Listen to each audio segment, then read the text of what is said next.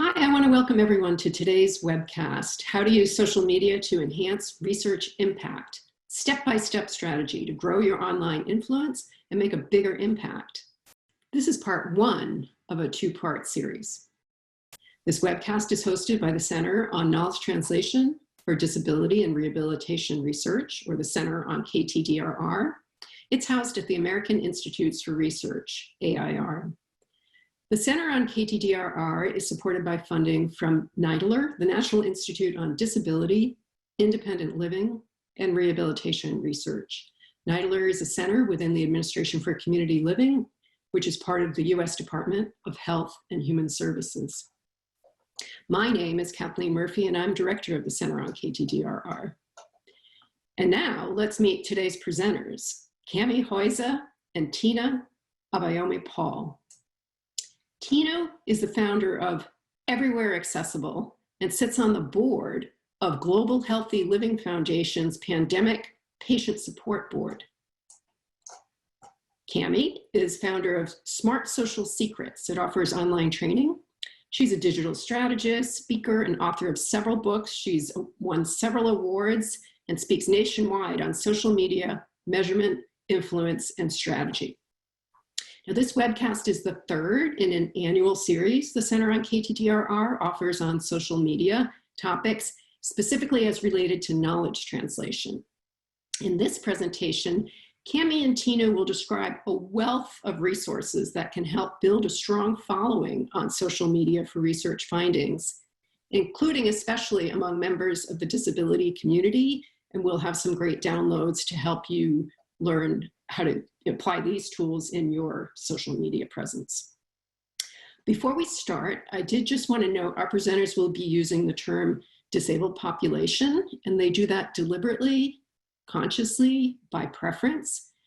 You may notice this is distinct from most of the Center on KTDRR products and events where we do emphasize people first language. So it's not an official endorsement or a stance of the Center on KTDRR, our partners, or NIDLR, but will definitely provide you with food for thought. Speaking of accessibility, you can find a 508 compliant PDF of the slides on our website, and the webcast is captioned. So to open those captions, press the CC button at the bottom of the YouTube video. And if listeners have any accessibility requests, please don't hesitate to email us at ktdrr@air.org. Cami and Tina, are you ready to begin? Thank you so much for that amazing introduction. We are really glad to be here today and to share with you some of the things that we've learned about social media and how it can impact what you do with your research. So we're going to be going through 5 steps today that we have laid out for you to help you get deeper into social media and use it more effectively. The first one is really about how to build an online community of supporters. Step 2 is how to develop your voice on social media. Step 3 is how to define success. Step 4 is how to get results. And step 5 is social media best practices. So we're going to dive right in. So we're going to start with step 1, how to build an online community of supporters. Who is the ideal audience and where do you find them? And we're going to focus on 3 audiences. You may have more than this, but these are the 3 we're going to focus on today. Number 1 is funders. Number 2 is other researchers, peers. And 3rd are people with disabilities. So we're going to look at these 3 different types of people and talk about each one.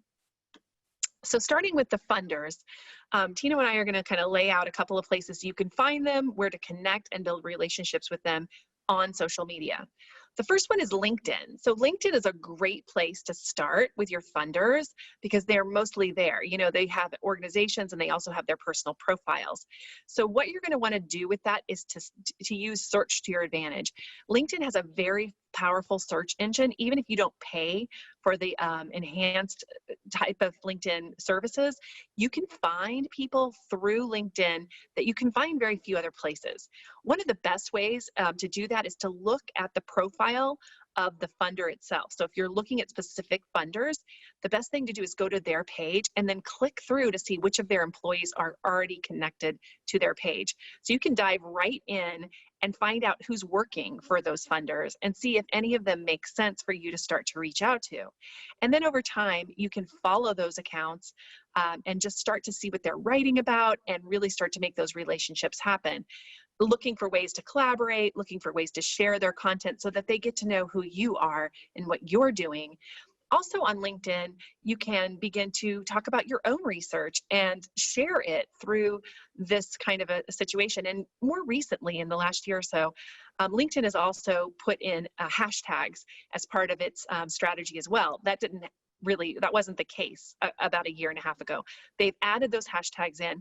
So by looking at different hashtags and who's posting under each hashtag, you can start to see, which ones are maybe the best ones for you to add to each of your posts. So the best way to do this, honestly, is through the search, again, function of LinkedIn. You can start to put hashtags in the search box and see how popular they are and how many people are following them. And you can kind of see what kind of content comes up under each hashtag. So I know that, Tinu, you've done some really great research around hashtags, especially for people with disabilities and those kinds of people. So we'll talk about that in a minute with that. But are there also researching hashtags that you've seen that for research itself that have kind of become popular?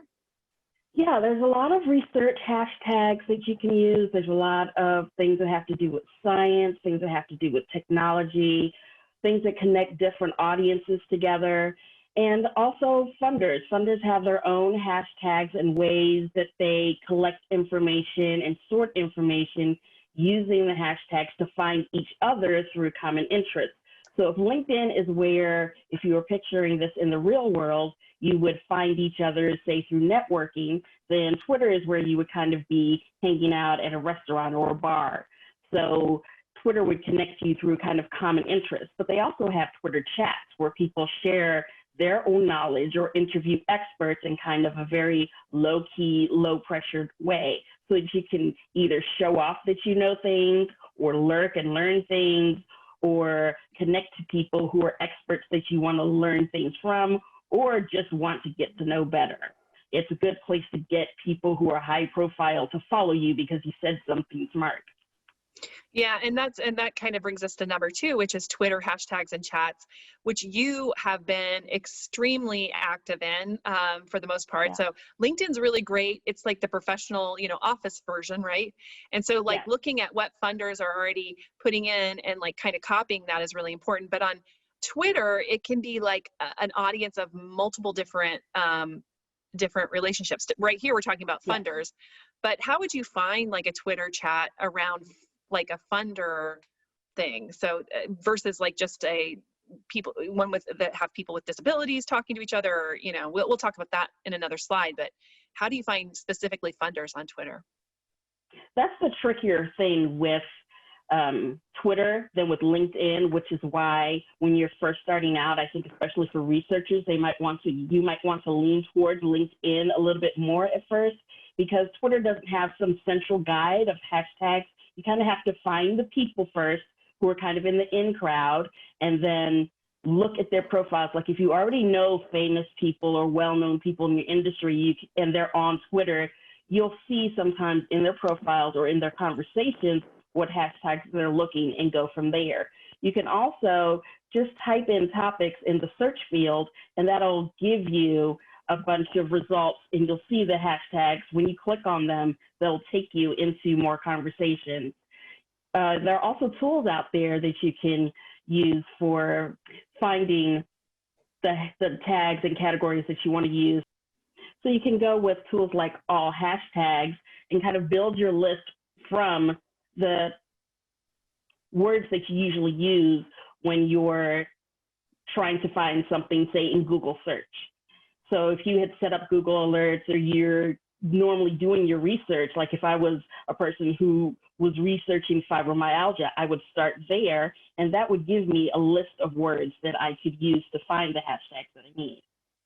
Right. in a It's tool sort of, like all it's not, hashtags. it's not direct, right? So, and the Right. other thing is, even without tools, the actual search engines themselves, I mean, I call them search engines, but Right. LinkedIn, Twitter, they're like search engines as well. And there's even an Yeah. advanced search on Twitter.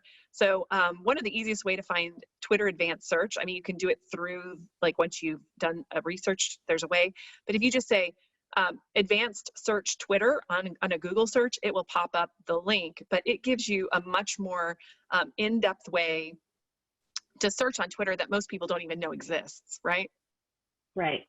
And if you Advanced. already know the hashtags that you want, you'll find out that some of them are more active than others. For example, and also that people use them for different things. For fibromyalgia, they're usually talking about official things. For fibro, they're usually having common casual conversations, and sometimes one is more popular than the other. If you just type the hashtag, just the hashtag symbol, it'll show you what's trending. If you type a couple of letters, like the first 5 letters of fibro, it'll show you a list of everything that contains those 5 letters and which ones are trending. So you can see, okay, well, I want a lot of people to see this right now.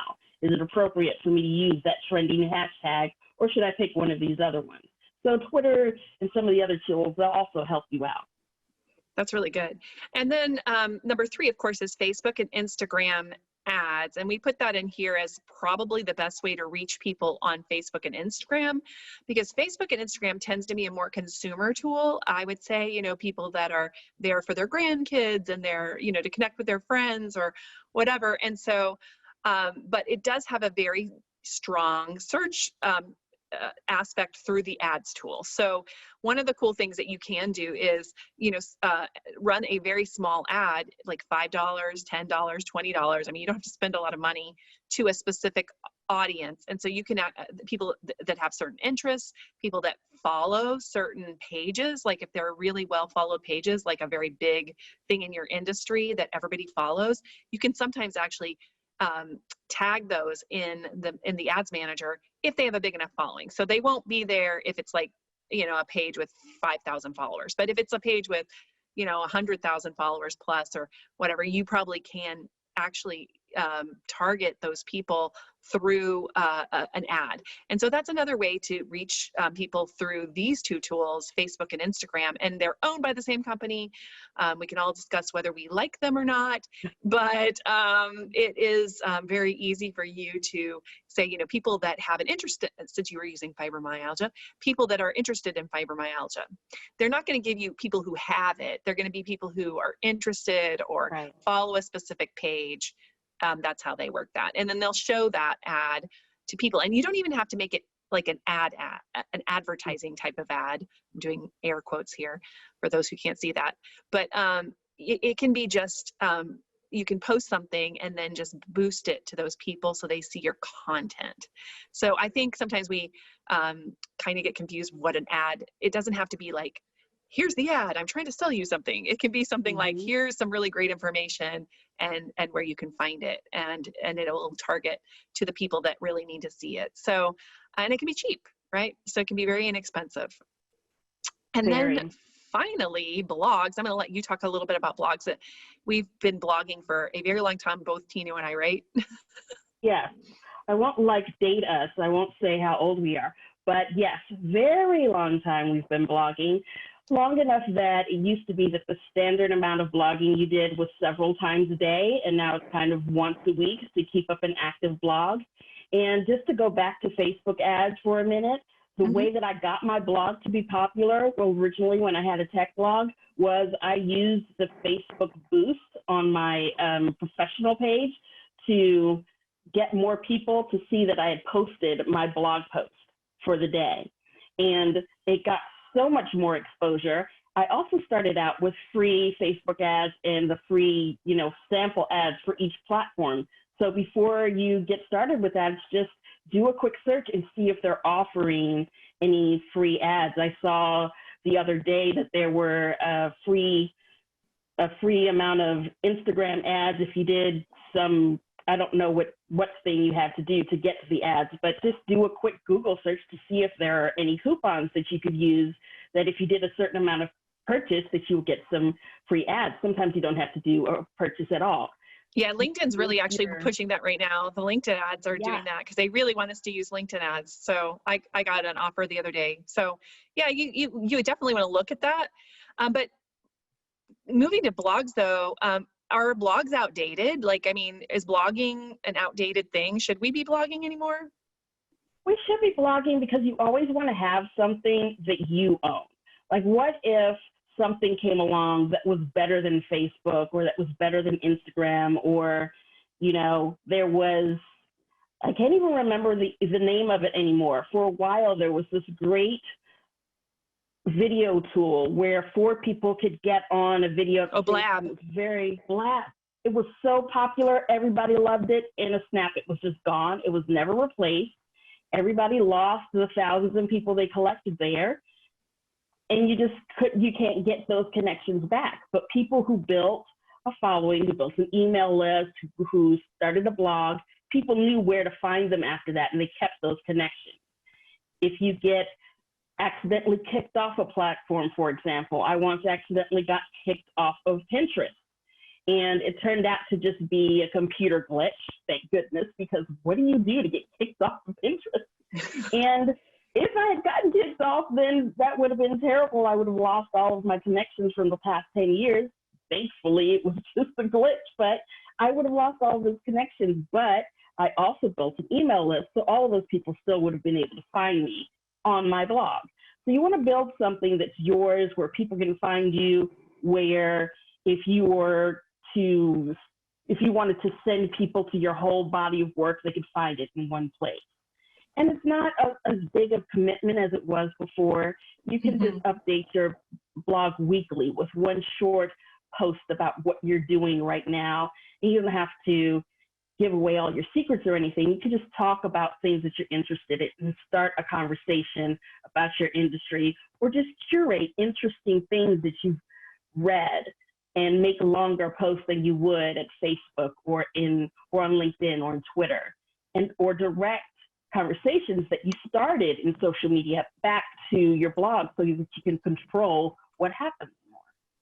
Yeah, and you just said something too. On LinkedIn, you can do longer form posts, which they call it Pulse, but it's actually, at this point, they don't even call it Pulse anymore. They just basically say, hey, you want to do this document or share a document, or you can do this longer bit. And so whenever you click and start a post, it'll give you all kinds of ways to do that.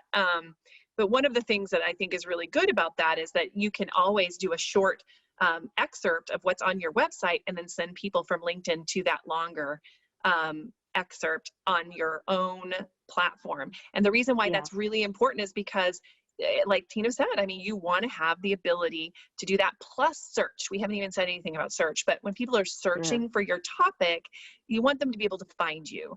And if you have stuff that's going up on a regular basis, you don't even have to call it a blog. It could be your news section or whatever, but having regular content that's going up on your website in that kind of a format where it's, reverse chronological format, meaning the most latest thing is up there, is going to help you to grow what I call thought leadership, both on your social media channels and on your within your industry, and be at the top of mind. So that's why you need to choose your platform.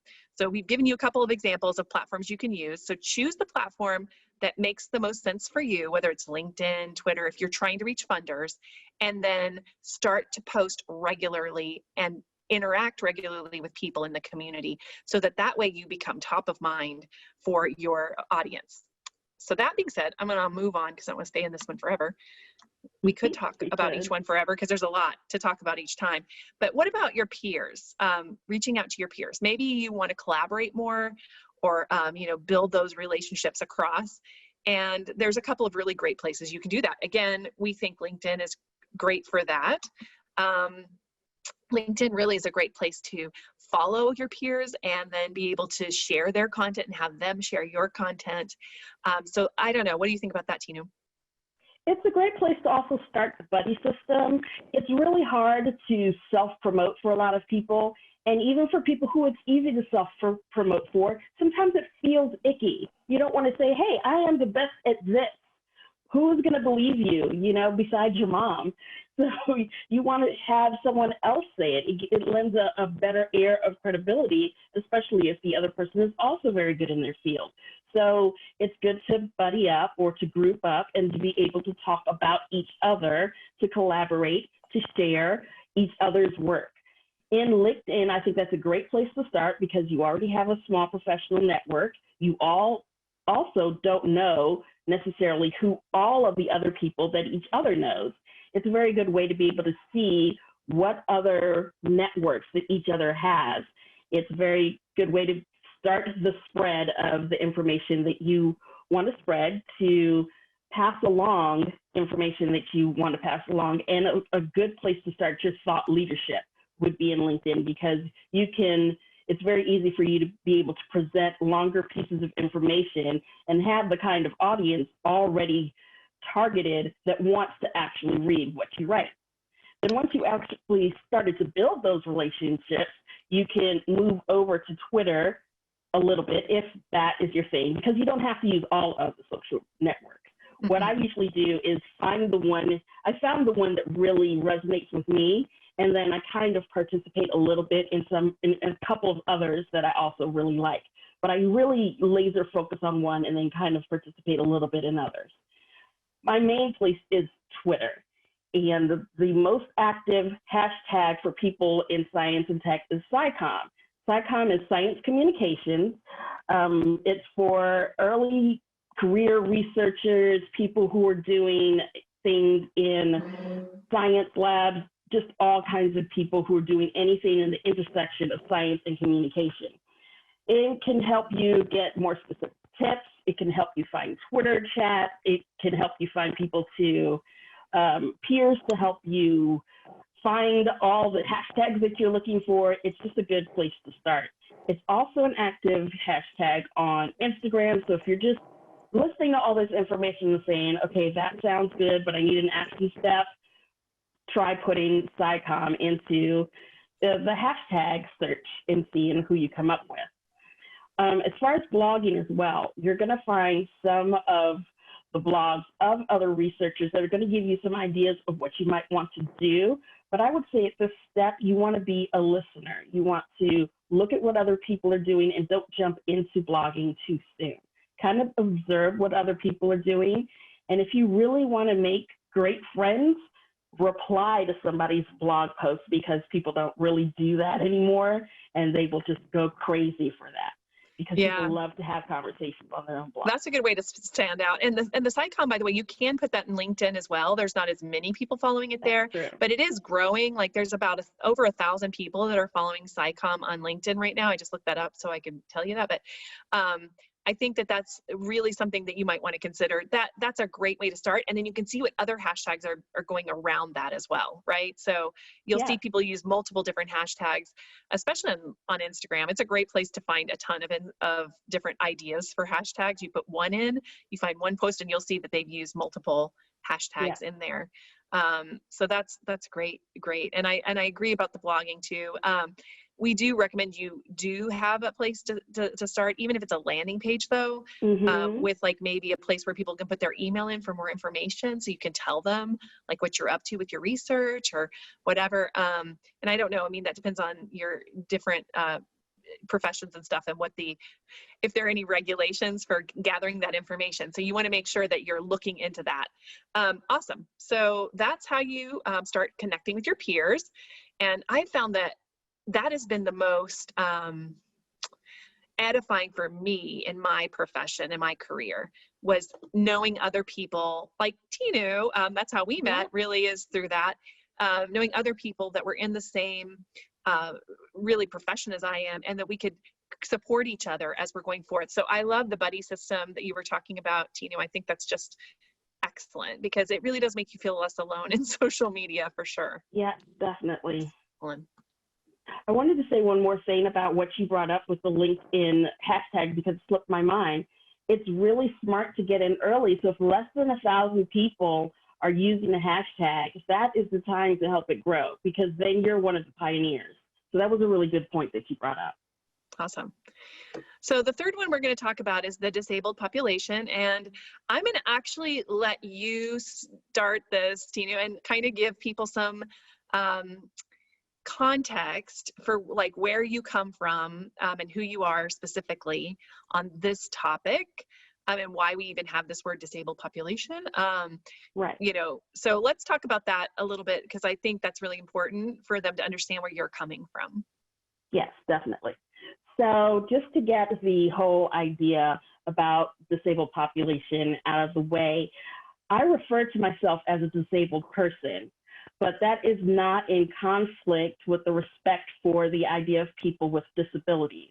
I have great respect for the years, the decades of research and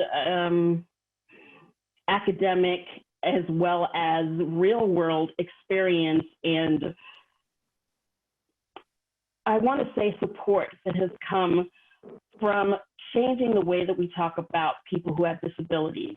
And I understand the logic behind people with disabilities and people first language so that people can see that we are people first. What has happened out of that in some areas that we as disabled people deal with is that people still see the disability part as a bad thing.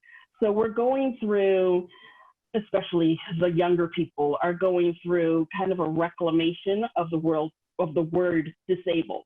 So we insist when people are speaking with us, especially the younger people, that if we're speaking one-on-one, that people call us disabled. If people are speaking to us as a group, we don't mind if people say people with disabilities. It's not really a big deal. If it gets awkward, we don't mind if they also say disabled. But we do understand what people first language is trying to achieve, and we don't want to necessarily be in conflict with that. So a quick hack, if you're not sure how to address disabled people and you're having a direct conversation with us, just ask. How do you like to be addressed if I'm talking about disability? It's very simple, just ask us. For me, I prefer disabled. I became a leader in the disabled community after I had cancer. Before that, I had several invisible disabilities already. But in 2016, I got cancer, and it was the disabled community that embraced me and helped me get through it.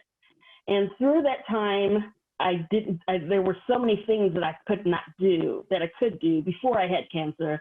And in that time, I started writing about it and talking about it and wondering why people don't discuss cancer and don't discuss fibromyalgia, and why aren't there resources to help me talk about why I couldn't get on disability, and people don't talk about brain fog and fatigue and walking with my cane and how people treat me in public when I'm by myself as a disabled person or keying my car and things like that. So I realized there's some levels of disability. There's people who, may have language disabilities. There's people who, have mental disabilities. There's this whole range, but people have this one picture in their mind. So that's how the whole thing came about. So, of course, ask questions. Just ask us, and we'll give you very honest feedback, especially if you're addressing us the way that we wish to be addressed. Lost my ear mic there. So how do you actually get us to talk to you? The easiest way is, on Twitter especially, is come to our meetings, listen to us, and then just interact with us and do small favors.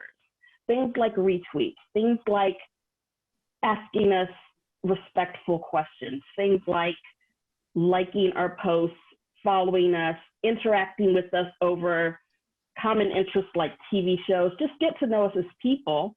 And before you know it, we'll be including you, and we may ask you if you need anything before you even ask us.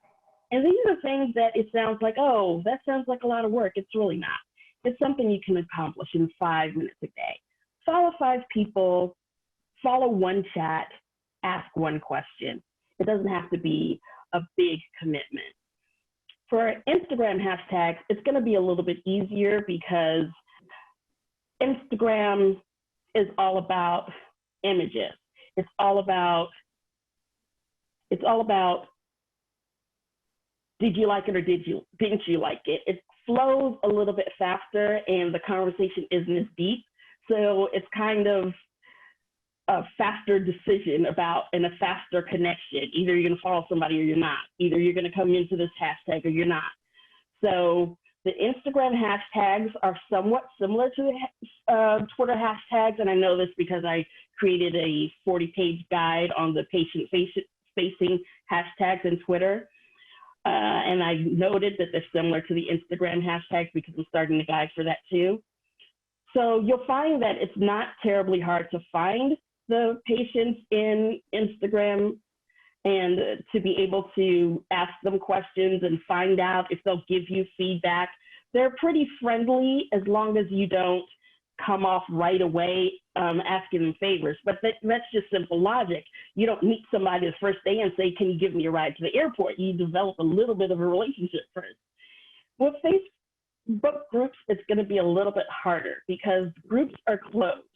You usually have to be invited to come to talk to them. The easiest way to get invited to those are to make friends with the person who runs the group on a different platform, sad to say, or to find where they blog. That's a little bit easier to find. Find their blog, reply to a comment, or email them because people usually put their contact information on their blog posts. Friending people on Facebook to get into their Facebook groups it sounds like that's a logical step, but people will say, who is this person? And if you don't have any mutual connections, they're not going to accept your request. Yeah, these are good. These are really good tips, Tino. Can you kind of just explain to us, because you've built a pretty active community on Twitter. Could you explain like how you're doing that, what hashtags you're currently using for your own, and kind of give just as a sort of a case study how you're using it? Okay, case study for me. I decided that I started at the end. What did I want to build? I wanted to build a space where I could teach people who were in my shoes in the beginning.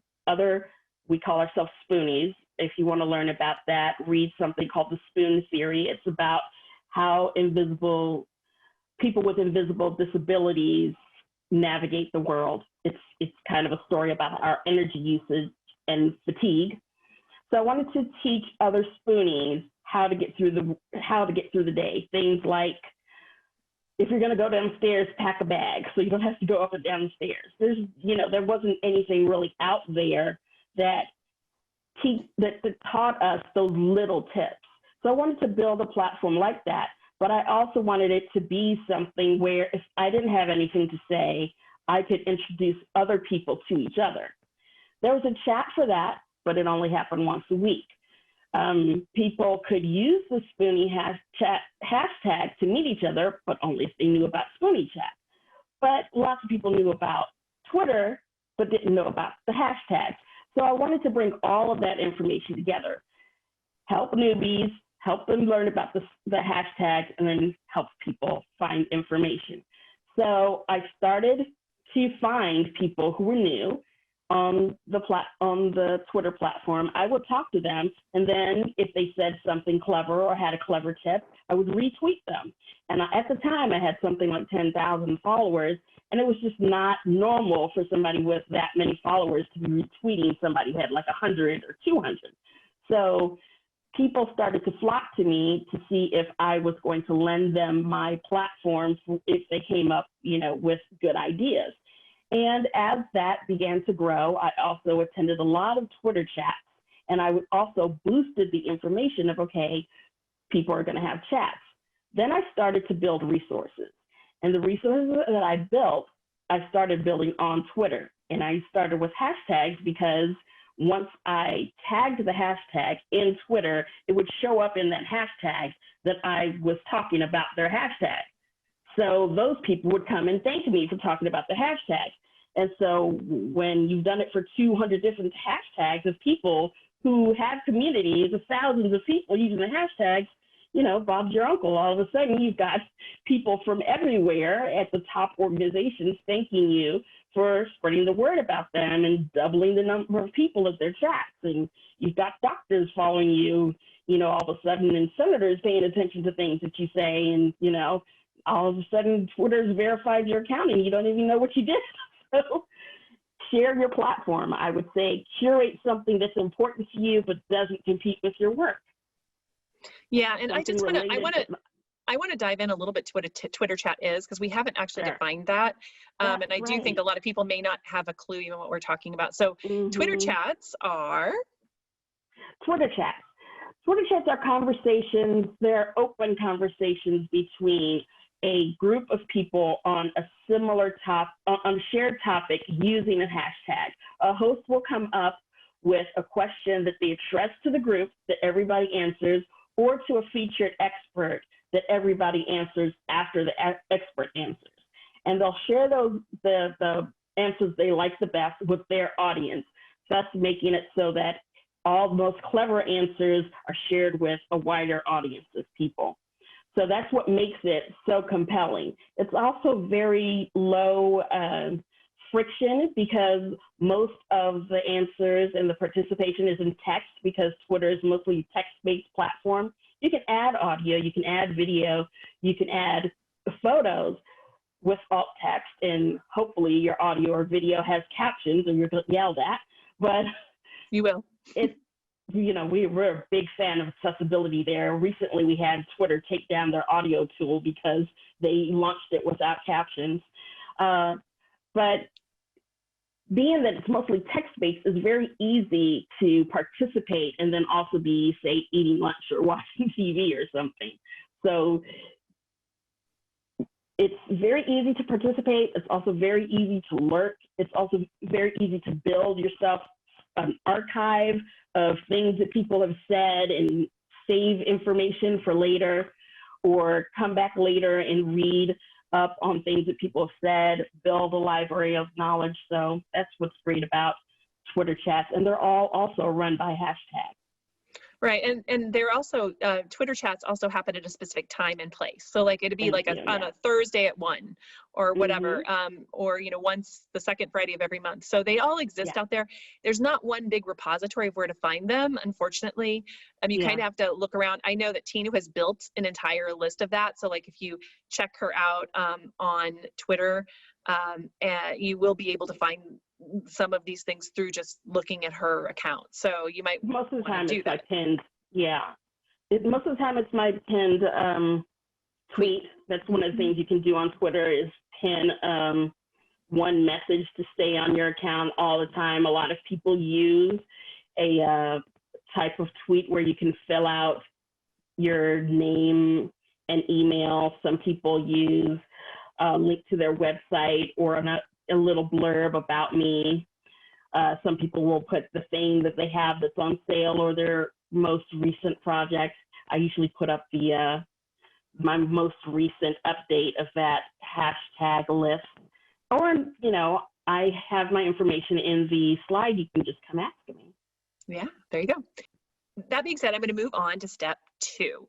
Step 2 is really how to develop your voice on social media. And this is really, really important, because this is who you are going to be on social media. Of course, you're yourself, but what is it you're going to stand for? Who are you going to be?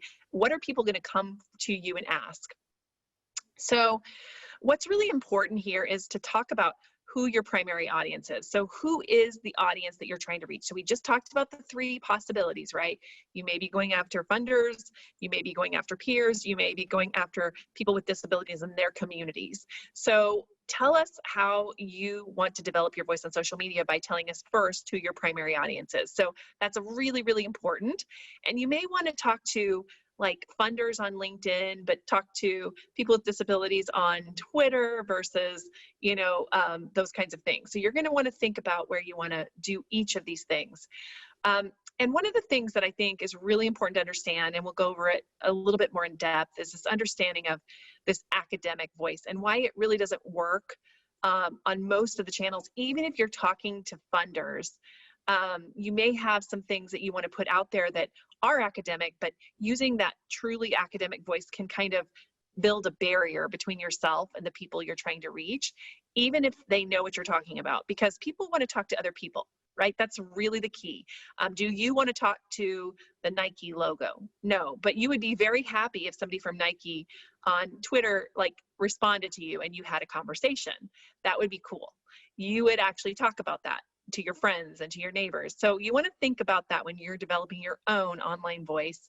And the ones that tend to work the best, even from brands or even from like, other kinds of researchers and so on, are this human voice, right? You want to have a human voice, whatever it is.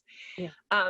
And language really matters too. I think Tinu talked a little bit about her feelings about the way she likes to call herself. And so the way that we want to talk about certain things can't be what we force into the culture that's in social media. So one of the first things I learned on social media, and I learned this kind of the hard way, I have to be honest, is the idea that you have to be sort of an anthropologist when you're on social media.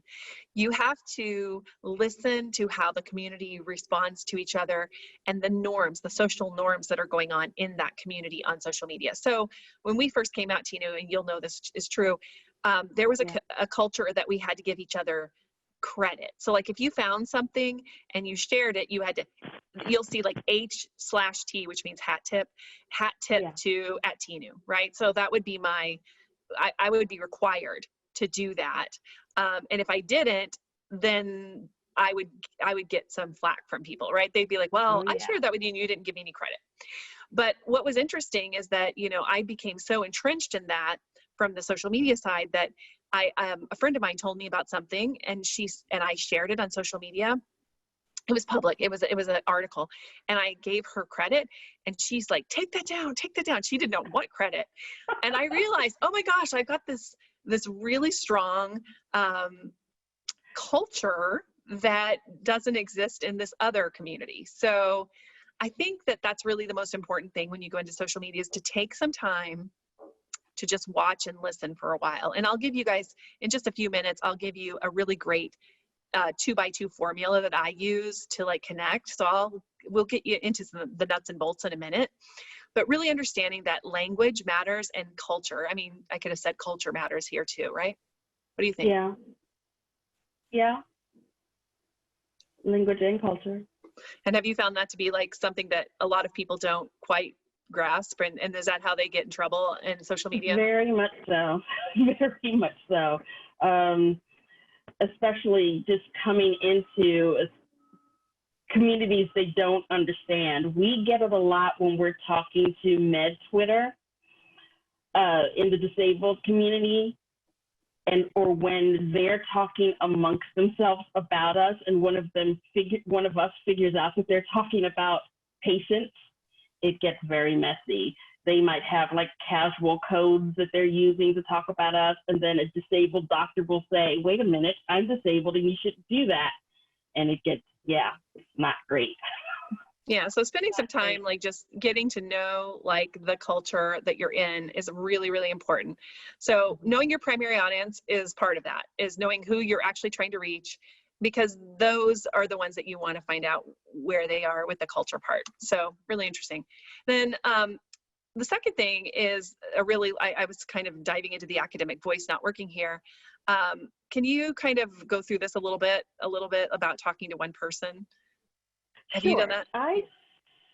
That's the way I talk in articles that I write, unless I am specifically instructed not to, and when I write in social media. And I think it's part of what makes the things that I write go so popular. I imagine a person in my audience that I'm trying to reach and what their pain is, and how what I'm going to write is going to relieve whatever pain that they're having. And I try to think of what language am I using that will make a barrier between us. You know me, I like big words, and I try when I'm writing to a wider audience not to use so many of my fancy words that I use to puff my chest up all the time, because it just creates this barrier between, you know, me and the person that I'm trying to reach. Not everybody knows all the, you know, SEO terms that I know, optimization and, you know, gamification. Not everybody knows those words, and I don't really need to use them to show off. So I have to put the things that I want to say in simple terms so that people understand them, especially if they want them to learn something from me, or especially if I want them to buy something from me eventually, or download something, or to listen to what I'm saying. And then also about growing a thick skin, I mean, especially for women researchers out there, women journalists, women everything, for some reason, there's a lot of resistance to us being out there from certain people, and we're not always welcomed with open arms. So sometimes people make not just inappropriate comments, but just, you know, throwaway comments to us, and you gotta sometimes be able to brush that off because it's not part of your mission to have to stop what you're doing and deal with, for example, you know, troll behavior or harassment or things like that, or just people who want to argue with you about you being a topic expert on something. It's funny, one funny story is there was a lady online who's like the top researcher at something. A guy at a conference tried to quote her back to herself to say that her research was better than her own research. So you gotta kind of be ready for those kind of things and not let them phase you, because they're gonna happen. And, you know, until they develop or decide to deploy a better way to deal with those things, we're kind of stuck with what we have now, and we can't really let those things stop us from rising. No, I love that, and in rising. And so, and the other thing that I think is really important to point out in all of this is that when you're out there talking, it's really about the people that you're talking to, the people you're trying to reach. So we talked about that audience, but it's not really about you. I mean, you may use some stuff that you've done as an example, but it can't be about your research and what you want and what you need. It has to be about like who you're trying to reach and what they need. You talked about pain points, which is also a thing in the marketing lingo. But what that really means is that knowing what is really stopping people from getting what they want out of life and helping them get there through what you're saying online. So I love that. Thanks for sharing that. So the other thing we want to talk about is why language is so important on social media. We've already kind of touched on this a bit, but I think one of the biggest thing is that context cues are missing. So there's really an issue there, because especially if you have people with disabilities too, there's even more context cues that are missing. So you need to be very clear about what you're saying and what you're trying to accomplish. And also, you have to understand your audience. I mean, that's really the biggest thing, is the more you know who your audience is and the more you can talk to them directly, the better your communication and so on is going to be. And then we've already talked about this a little bit, but I'm going to open this up again.